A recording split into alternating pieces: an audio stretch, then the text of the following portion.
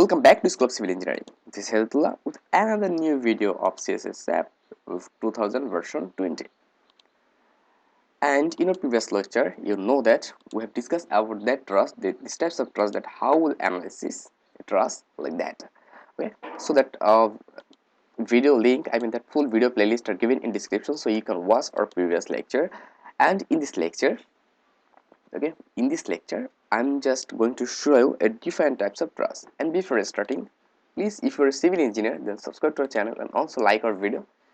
And after watching that video, share our video with your engineer friend and must leave a comment that how was that video. So let's start. So I'll just show you that frame. So this is our frame. Okay, this is our frame, and you're seeing that at every point they have hinge, right? Internal hinge. And also you know that that actually this is pinned, and we know that for truss the member are connected with hinge support. So here that is available, and this is our frame actually. Okay, so first of all I'll just open our software and we'll draw that frame. So I'll just open from here. I'll take new. Okay, numeral, no, I'll not save. So when here, first of all we'll see that which types of unit in our that mathematics. So here we can see that assume a equal to 1.9 meter. Our length are in meter. The value of that a are 1.9 meter.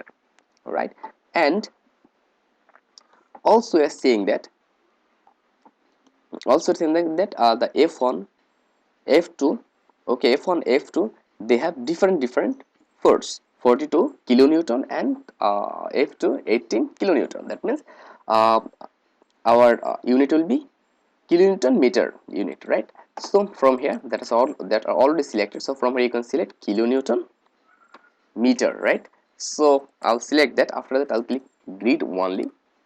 Okay, and from here we have to select the grid, and at y direction, that is 1 always, you know that. So at direction x, okay, at x direction, what will be the actually number of grid, how much number of grid we need. So we need 1 grid, 2 grid, 3, 4 and 5 grid, right? We need 5 grid, so I'll just give you 5. And for z direction, 1 grid, 2 grid and 3 grid, we need 3 grid line. So in that direction I'll consider 3 grid line. And for x and z direction, what will be the distance? Actually everywhere the distance are a, that means 1.9 meters, so I'll just give 1.9, and for z direction also 1.9, and I'll not consider y direction because 1.9. okay, and actually there have no requirement of value for y, that's why it's 6. It's okay. So then okay, so there is a frame, so I'll just go with that in z xz axis. Now we'll start drawing our frame. So we'll see that.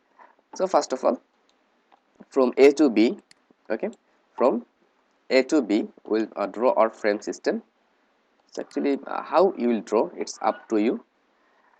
I'll take that line, and obviously it will be pinned, right? It will be pinned. You have to remember that will be pinned. Moment release, that means it will be pinned. That means it will not carry any kinds of moment at its it's joined. So first of all, from a to here, then I'll go here, and I'll just open.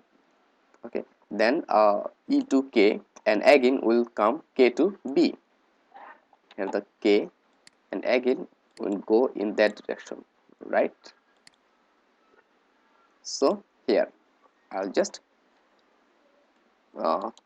escape that. So here our first shape have completed. Now we'll go from a to m to d, and d to l. Okay, before that we can draw cm el, right? So I'll just again click here. Okay, and from that point to that point, okay, and also we can draw okay, skip again from that point to that point. Okay, and at a time I'll draw that AMDL,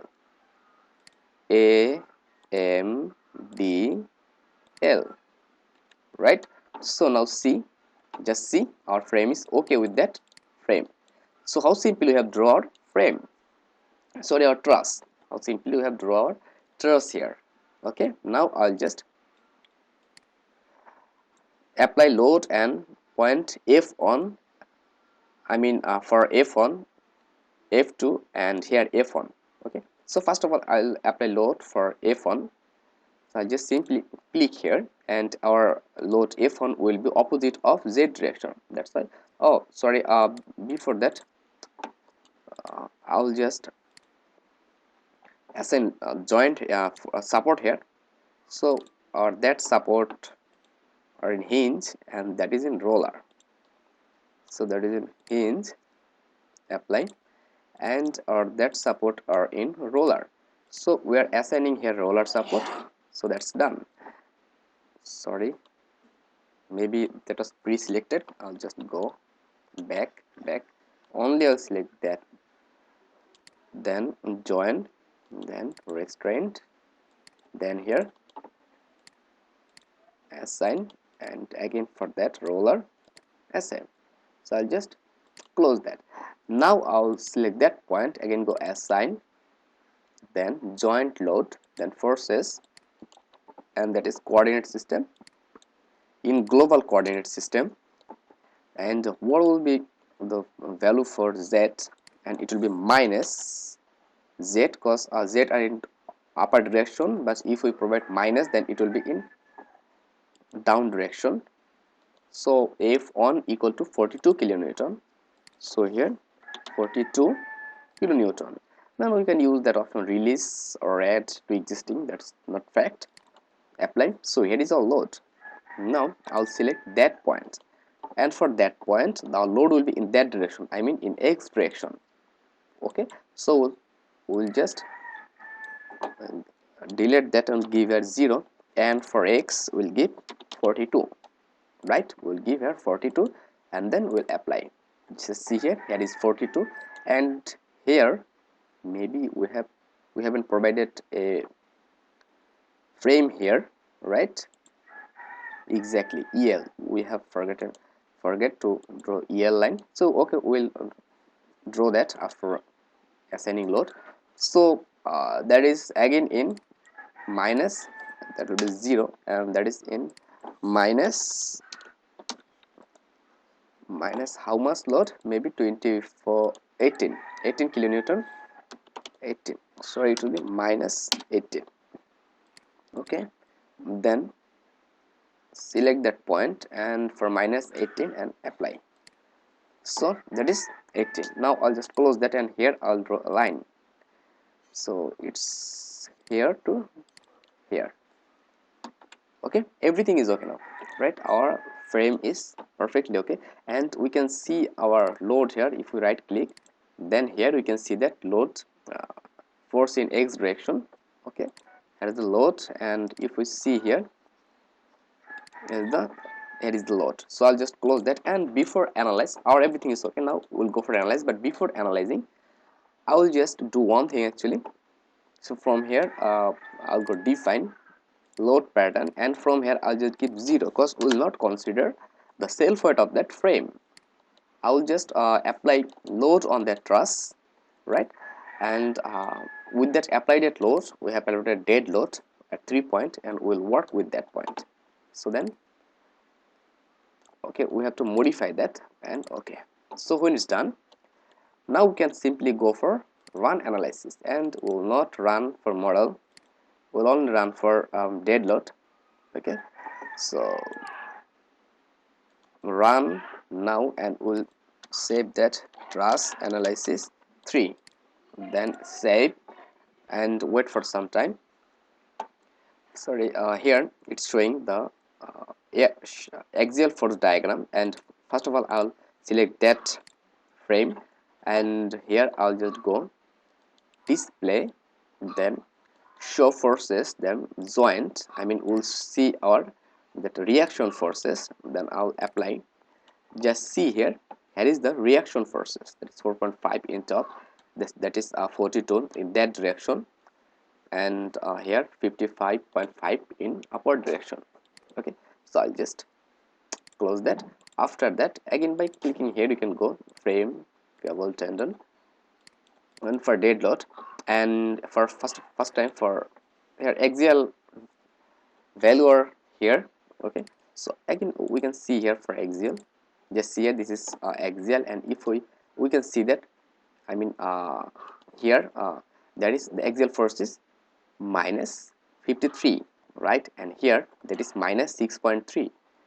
Here that is in tension 59, that is in tension 93, that is in also tension, that are also 93, and here that is in compression, that is 78, and that is compression, that is also in compression, that is compression, so, and that is also in compression. So when it's done, I will go for shear, then apply. So if not they have no shear for 2 for shear 3, okay, and I'll go for moment 2, and I'll go for moment. Okay, so when it's done, right, and we'll go for stresses. Okay, we'll go for stresses, and we'll just apply here, that is the value for stresses, and this is for shear 1 on. For shear 1 on, the stresses are available for shear 3. Okay, and for S max and S minimum, and then S VM. So here the maximum, and if you want to see the SS1, the diagram like that, so you can do for it. Okay, so it's done actually, right, it's done, and I'll just close that. So actually in this way you can assign, or in that way you can done your analysis like that. Okay, so actually it's okay, and if you think that was helpful for you, then you can stay with us, and also I'll request you, please, if you think that was helpful for you, then must subscribe to our channel and also press the bell icon so that you get every update about fast. So in our next lecture I'll show you about something, and just one thing I want to show you, one thing, that here axial load are available, the axial load for that frame that are available, right, axial force on that frame that are available. But if we see for, okay, one thing we didn't see, our deflection. So for dead load automatic, and apply. So where is the deflection of our frame? Okay, this is the deflection for our frame, but if you noticed one thing, they have no shear force or bending moment on it. Why not? Because we do not consider that is as a continuous, we consider that point. Okay, we consider that point as a, we consider that point as a hinged. Okay, that's why, sorry, pinned. So if you need that, you can consider from where we are drawing, then you can consider that it's continuous. Okay, so that's it actually.